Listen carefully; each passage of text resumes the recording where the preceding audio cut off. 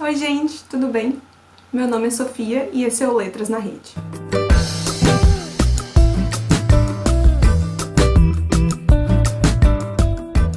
Dando continuidade à série de vídeos sobre Machado de Assis, hoje nós vamos falar do conto Verba Testamentária, que é o último conto do livro Papéis Avulsos. Esse conto foi escrito no ano de 1882 e publicado no jornal Gazeta de Notícias. Mais tarde, no mesmo ano, foi incluído no livro Papéis Avulsos. É importante lembrar de alguns acontecimentos históricos da época que vão nos ajudar a ter uma melhor compreensão do conto. No século XIX, ainda eram vigentes ideias como o cientificismo, ou seja, a ciência, ciências naturais, ciências exatas mesmo, eram tidas como o único meio para interpretar e analisar a realidade. Elas eram consideradas superiores às artes, à religião e às ciências humanas. Existia uma crença muito forte na superioridade da física, da biologia, da matemática e da medicina.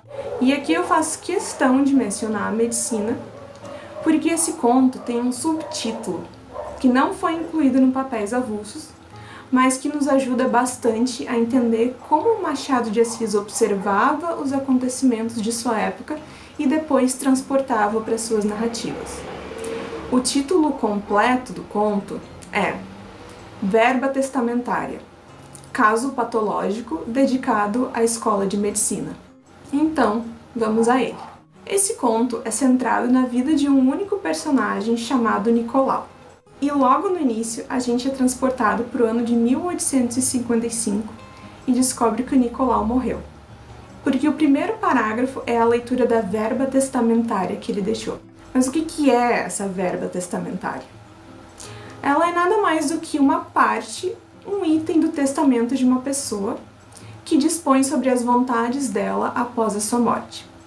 Ela pode indicar quem vão ser os herdeiros dessa pessoa, quais bens esses herdeiros vão receber, entre outras disposições. Nessa verba em particular, o Nicolau pede que o caixão dele seja fabricado por um sujeito chamado Joaquim Soares, que não era conhecido por fazer caixões muito bons. Então, o narrador do conto, em terceira pessoa, vai usar esse acontecimento de ponte para nos contar a vida do Nicolau. Esse narrador, por sinal, ele é bem machadiano, porque ele nos pega pela mão, nos chama pelo nome e diz: sim, leitor amado, vamos entrar em plena patologia. E o uso desse termo, patologia, nesse sentido bem clínico mesmo, de doença, não tá aqui de graça, como a gente vai ver agora.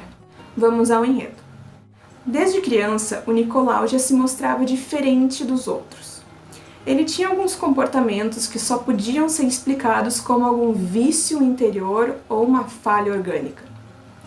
Por exemplo, se ele viu uma criança com um brinquedo melhor, mais bonito que o dele, ele destruía o brinquedo.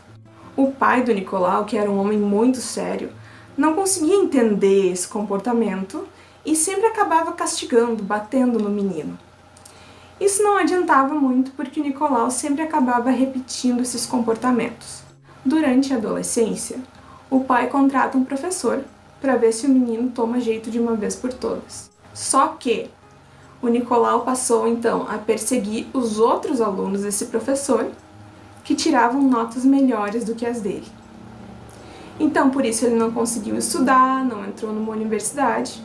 O pai e a mãe morreram pouco tempo depois, em 1807 e 1809, e o Nicolau passa a viver sozinho, porque a irmã dele, que era o único parente restante, se casou com um médico holandês. Médico holandês, escola de medicina, subtítulo do conto. E o Nicolau sempre com esse comportamento. Ele não podia ver nada muito bonito ou ninguém bem sucedido, que ele já se tornava violento, tinha dores no corpo, se sentia mal. Ele também era bem agressivo com os cachorros que ele tinha em casa e com os escravos que moravam com ele. A irmã e o cunhado até sugeriram que ele tentasse uma carreira na diplomacia, mas isso também não deu certo porque o Nicolau não conseguia conviver com ninguém que fosse hierarquicamente superior a ele.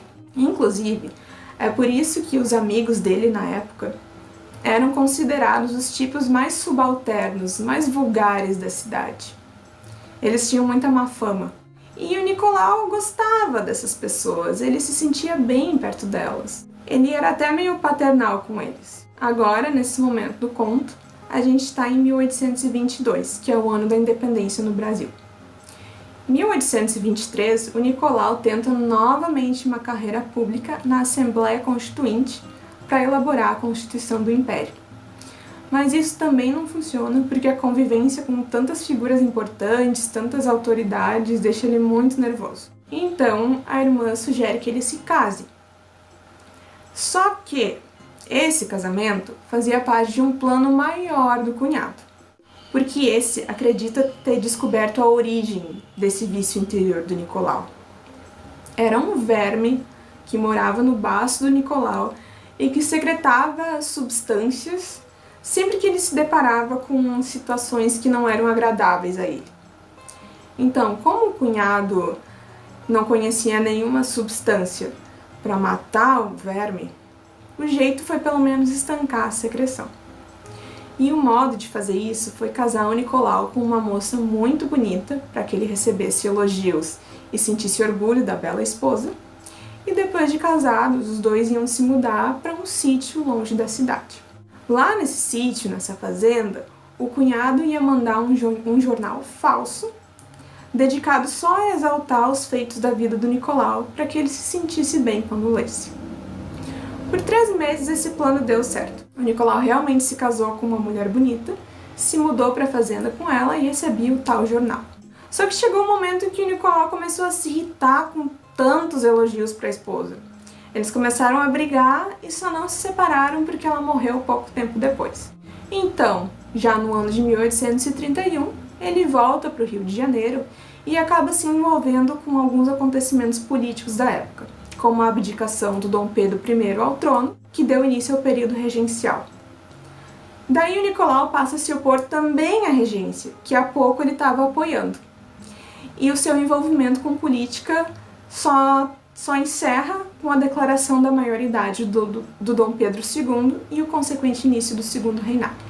A partir de agora, a doença está tão avançada que não tem mais volta. O Nicolau começou a se afastar de todo mundo, queria sempre ficar sozinho, não ia mais ao teatro, deixou de se vestir bem, até parou de frequentar os melhores cabeleireiros da corte e preferiu os barbeiros menos conhecidos. Ele se descuidou bastante. O verme no baço, então, já estava se reproduzindo sem controle e não tinha mais jeito de conter a secreção. Essa situação perdurou até o Nicolau morrer, o que não demorou mais muito.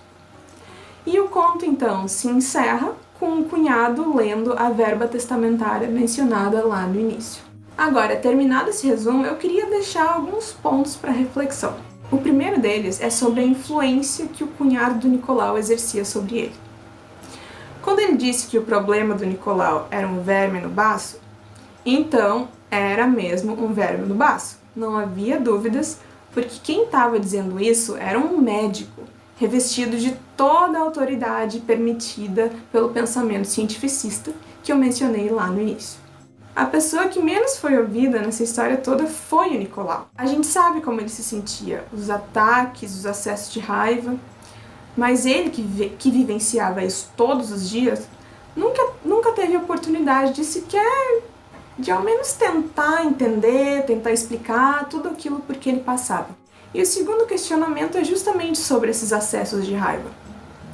Lembra quando eu falei que o Nicolau maltratava os seus cachorros e os escravos? Então, nesse momento do conto, o narrador fala que quando isso ocorria, no outro dia o Nicolau acordava como se nada tivesse acontecido, tratando os cachorros e os escravos com o maior amor do mundo. Considerando a posição social confortável do Nicolau, que seria o equivalente a uma classe média alta hoje em dia, será que isso não influía para que esses comportamentos violentos dele, pelo menos nessa parte do conto, fossem considerados como consequência de um dia ruim, ou ele não está muito bem hoje, nada que uma boa noite de sono não resolva? Eu acho que pensar nessas questões, trazer a narrativa para mais perto da gente, nos ajuda a perceber como a obra do Machado de Assis continua atual e como ele ainda é um escritor super importante para o Brasil. Então, gente, espero que vocês tenham gostado do vídeo. Qualquer dúvida que vocês tenham, podem deixar aqui embaixo nos comentários, que a gente vai responder todas em um próximo vídeo. Muito obrigada e boa prova! Não esqueça de conferir os outros vídeos da série e de seguir o Letras na Rede aqui no YouTube e também no Instagram, no Twitter e no Facebook, pelo @Letras na Rede. Deixe nos comentários as suas dúvidas e perguntas sobre esse conto ou sobre a obra do Machado de Assis. Ao final da série sobre papéis avulsos, voltaremos para responder suas perguntas.